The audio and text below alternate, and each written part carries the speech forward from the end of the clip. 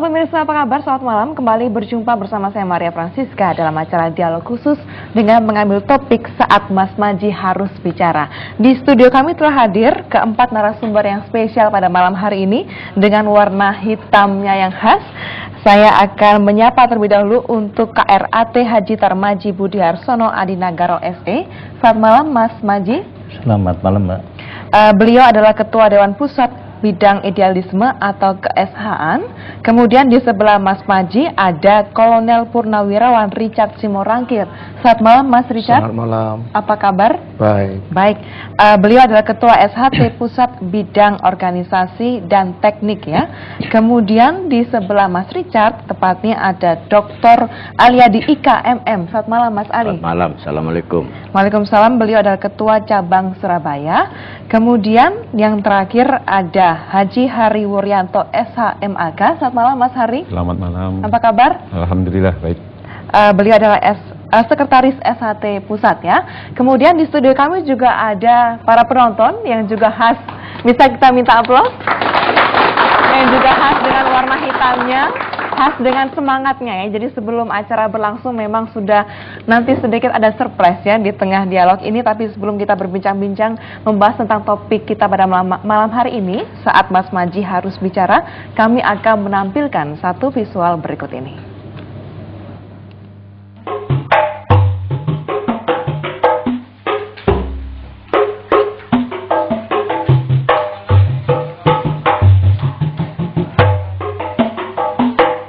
Sebagai salah satu perguruan pencak silat historis yang membidani lahirnya IPSI, Persaudaraan Setia Hati Trate kini telah berkembang pesat.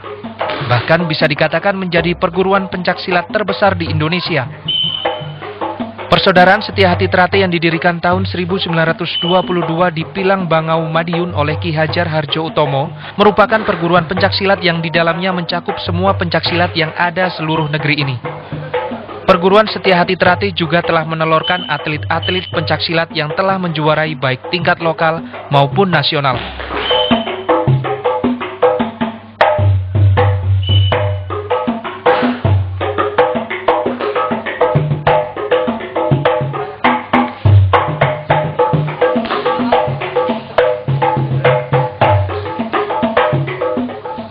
Anggota PSHT tidak hanya berada di Indonesia, bahkan sudah sampai ke luar negeri.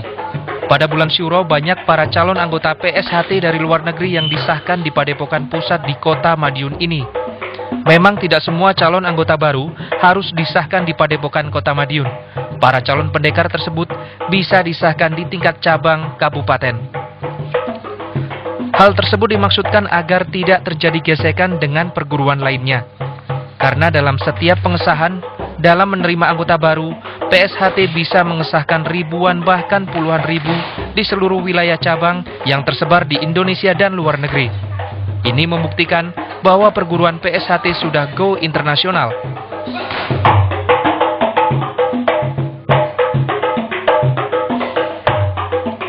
Seiring dengan berjalannya waktu, pengurus Padepokan Setia Hati Trate Madiun, di samping mengembangkan gerakan-gerakan silat Setia Hati Trate, juga berupaya mengembangkan aset perguruan. Hingga saat ini aset PSHT sudah mencapai puluhan miliar rupiah. Salah satu diantaranya adalah Padepokan Setia Hati Trate yang begitu megah.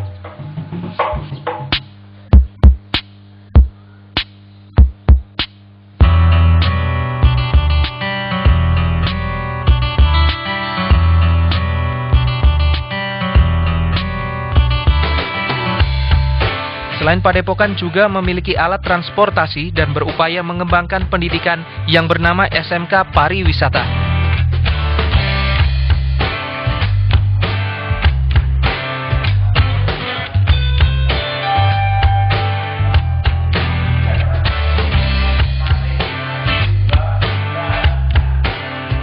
Di sektor perhotelan, perguruan Setia Hati Trate ini juga mengembangkan hotel dengan sejumlah kamar, bahkan ada sejumlah tanah yang berada di kota Madiun.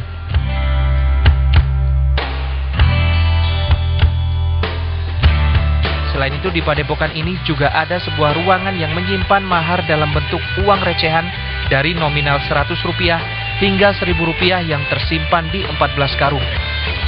Dalam mengatur seluruh aset ini, para pengurus juga diatur dalam ADART dengan sejumlah pengurus yang dipilih di internal PSHT.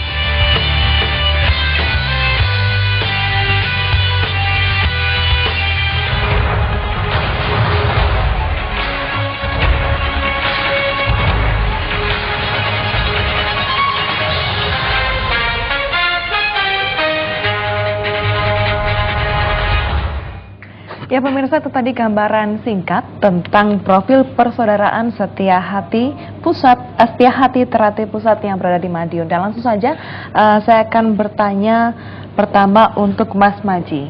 Tadi sudah disebutkan bahwa persaudaraan Setia Hati Teratai ini merupakan salah satu perguruan pencaksilat yang membidani lahirnya IPSI, Ikatan Pencaksilat Indonesia. Mungkin Mas Maji bisa mengulas kepada pemirsa di rumah tentang perkembangan dari persaudaraan SH Teratai hingga saat ini. Terima kasih, Mbak. Perkembangan SH Teratai itu tidak didasari katakan itu mendirikan kemudian dunia pencaksilat saja, tidak. Jadi didasari dari rasa batin di antara kita ini terjalin persaudaraan.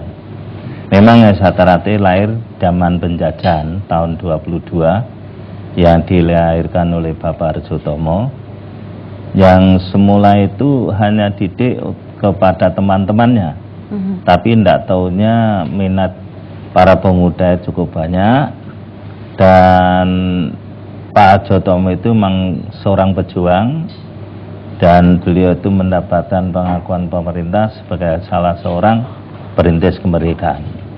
Dan jadi watak sifat jiwa pejuang itulah mendasari SH Teratai ini berkembang, tapi hubungan satu sama lain itu selalu didasarkan pada persaudaraannya.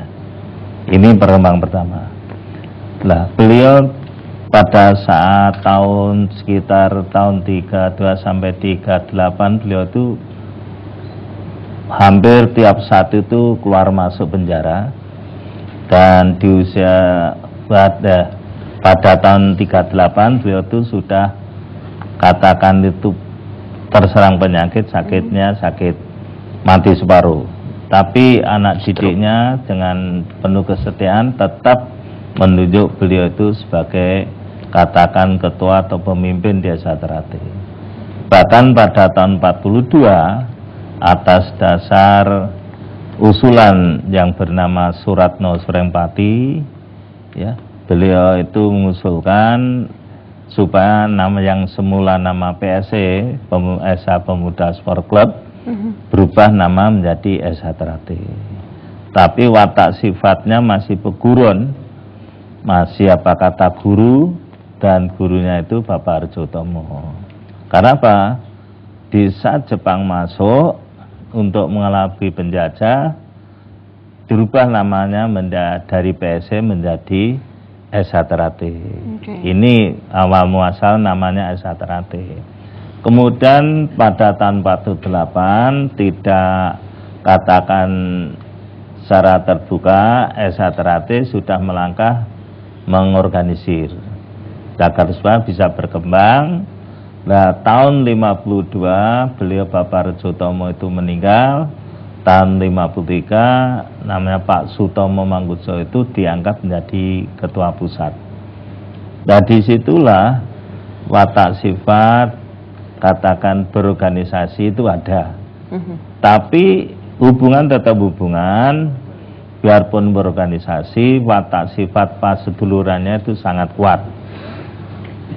Ini tahun 52, tahun 53, 56 karena Bapak Sutomo Mangunkusumo pindah ke Surabaya, maka pimpinan itu diserahkan kepada Pak Irsad. Jadi dalam pemindahan pemimpin dengan pemimpin itu atas dasar kataan penunjukan, di mana ditunjuk orang-orang yang kataan dipilih dari para warga ini yang paling baik. Tahun 56 itu Pak Irsad memimpin, terjadilah katakan itu kode SH Teratai ada, kemudian perubahan penyempurnaan beberapa jurus 1 sampai 4. Nah, tahun 56 itu ibaratnya terjadi perubahan-perubahan, tapi watak sifatnya katakan penyempurnaan. Nah, murid yang pertama kali menurut katanya, karena saya tidak belum, pertama kali yang menerima perubahan itu adalah almarhum Mas Imam Gus Subangat. Nah, Mas Imam Gus Subangat lah kita anak didik beliau yang sekarang berkembang, ya boleh dikatakan itu dimanapun sekarang ada. Nah, beliau pusat itu baru tahun 74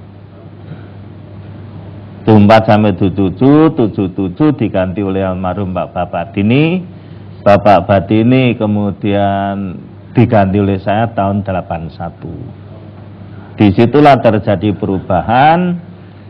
S1 ini menurut pandangan beliau almarhum Mas Imam sebaiknya dipimpin dari 2 jalur. Jalur idealisme, jalur profesionalisme. Idealisme adalah rohani atau keesaan, profesionalisme bidang teknik dan organisasi.